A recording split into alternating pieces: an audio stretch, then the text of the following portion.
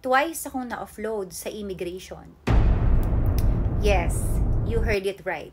2 beses na po ako na-offload dito sa Clark International Airport at sa NAIA. Pero, paano ulit ako nakalabas ng bansa kung may record history na ako sa immigration? Tara, pag-usapan natin yan. If you are new here, welcome. If you are returning, welcome back. This is Faye, and for today's video, pag-usapan natin yung mga questions ng mga IO or yung ating mga immigration officers na tinanong sa akin when I travel to Hong Kong. Before we proceed, papakita ko lang yung mga documents na pin-prepare ko before the flight.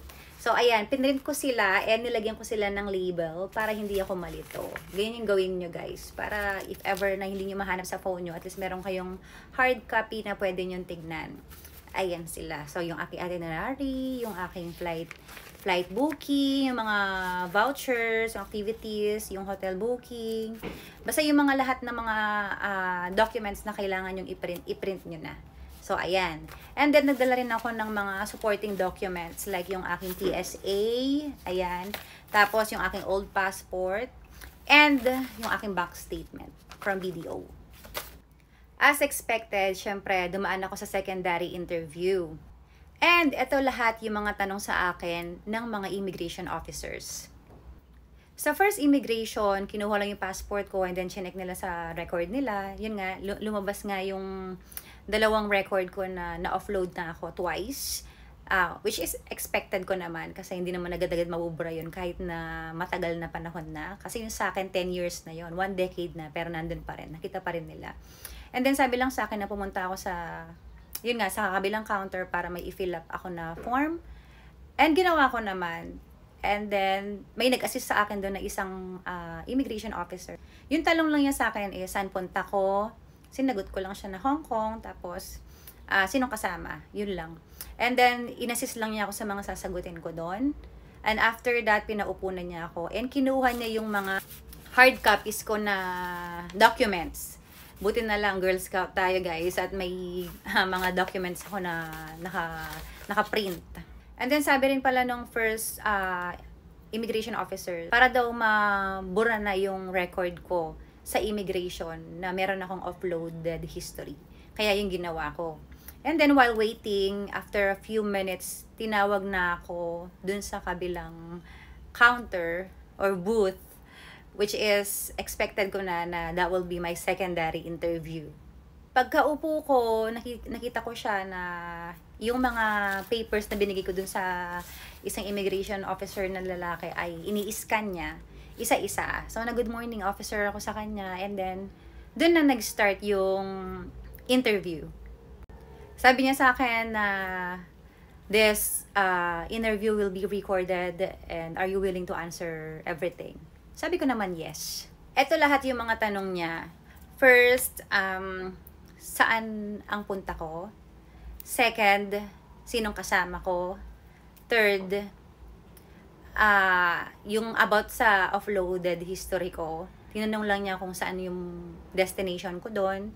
And then, kung ilang years na ba yun, kailan daw yun. Tapos, tinanong din niya kung anong work ko.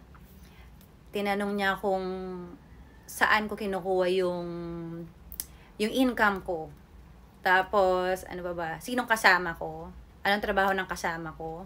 Tinanong din niya kung may balak ba ako magtrabaho sa ibang bansa. Yun lahat yung mga tanong sa akin. So, sinagot ko naman lahat ng mga yon. Sabi ko na pupunta ako ng Hong Kong. And then, yung offloaded history ko is 1 decade na yon, 10 years na yung nakaraan, and pupunta dapat ako ng Singapore, kaso hindi nga natuloy. Tapos, yung work ko, sabi ko, ako isang live streamer and a content creator. Tapos, yung income ko, dun ko nakukuha.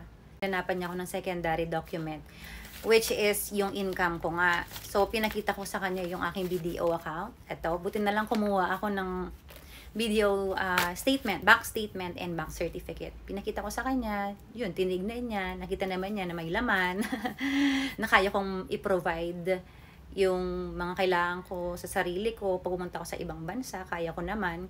Ganon, yun nakita niya. And then, sinagutan ko siya dun sa tanong niya, sinong kasama ko. Sabi ko, yung sister ko, yung trabaho ng sister ko, sinabi ko rin kung saan siya nagtatrabaho, ganon, kung ano yung position niya doon sa trabaho niya, ganon. Nung nalaman niyang content creator ako, doon na niya ako hinanapan ng proof.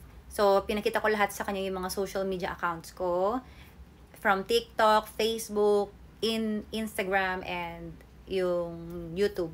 Pero nakafocus lang siya sa TikTok and Facebook ko. Tapos yun, dun na niya tinanong kung paano yung income. So yun, sinabi ko lang kung paano ko nakukuha yung kita ko sa mga social media platforms na yun. Basta lahat ng mga tanong ni I.O, sinagot ko lang with all honesty, straight to the point, tapos nakatingin ako sa eye niya. We have eye-to-eye contact. And I answer all the questions with confidence. Lalo na if wala ka naman bad intention. Kumpleto naman yung mga documents ko. Ayun, pinayagan na ako ni I.O. Doon na niya sinabi sa akin na yun nga, na pwede na akong makalabas ng bansa and natatakan na yung aking passport. Yes! Basta sobrang smooth lang ng mga nangyaring interview sa akin. And they were all nice. They talked to me in a nice way. Alam mo yun, yung parang kaibigan mo lang sila na kinakausap. Ganun sila, kaya alam mo yun, naging confident lang ako dahil ganun yung approach nila sa akin. Tip ko lang para sa mga kagaya ko, meron ng record history na offloaded sila. Try nyo pa rin lumabas ng bansa, lalo na kung wala namang kayong bad intention. I-try nyo. Don't forget to complete all your documents para naman kung may itanong sila sa inyo, agad provide nyo sa kanila. And syempre, be nice. Basta be you. Kung ano ka, yun lang ipakita mo sa kanila.